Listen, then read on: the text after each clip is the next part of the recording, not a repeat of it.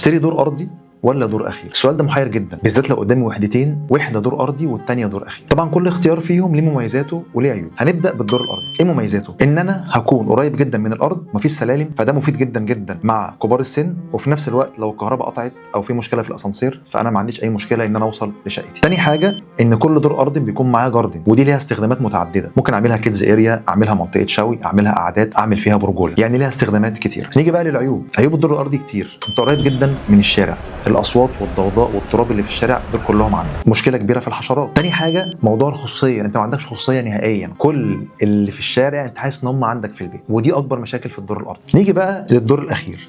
ايه مميزاته؟ الدور الاخير انت بعيد عن الشارع، بعيد عن الاصوات والضوضاء والتراب، بعيد عن الحشرات. الدور الاخير عندك خصوصيه كبيره جدا، انت فوق، عالي فوق الناس كلها ومحدش كشفك نهائيا، فانت عندك خصوصيه كبيره جدا اكتر من الدور الارضي بكتير. طبعا في ميزه كبيره برضو في الدور الاخير، انك ممكن تشتري بنت هاوس دور اخير مع روف، والروف ده بيكون في نفس استخدامات الجاردن اللي مع الدور الارضي. طبعا الدور الاخير العيب الوحيد والاكتر هو السلالم، ان السلالم كتيره بالذات لو الاسانسير مش شغال او الكهرباء قطعت. كمان لو السقف بتاعك مش معمول له عزل حراري كويس وعزل مائي كويس هتعاني شويه في الصيف وفي الشتاء، لكن لو معمول عزل كويس حراري ومائي فانت مش هتعاني خالص من الكلام ده. لو هنعمل ميزان بين الاثنين هيبقى الارجح عندي الدور الاخير، مميزاته اكتر بكتير من الدور الارضي، فانا برجح الدور الاخير افضل بكتير من الدور الارضي لو السقف معمول له عزل، فانت بالتالي هتكون مرتاح جدا. لكن برضو الدور الارضي هيكون مناسب لكبار السن، ولو حد عايز دور ارضي وعايز يكون عنده الجاردن اللي في الدور الارضي. وانت بقى قول لي رايك، ارضي ولا اخير؟ ولو قدامك اكتر من فرصه عقاريه ومتردد ومش عارف تاخد قرارك كلمني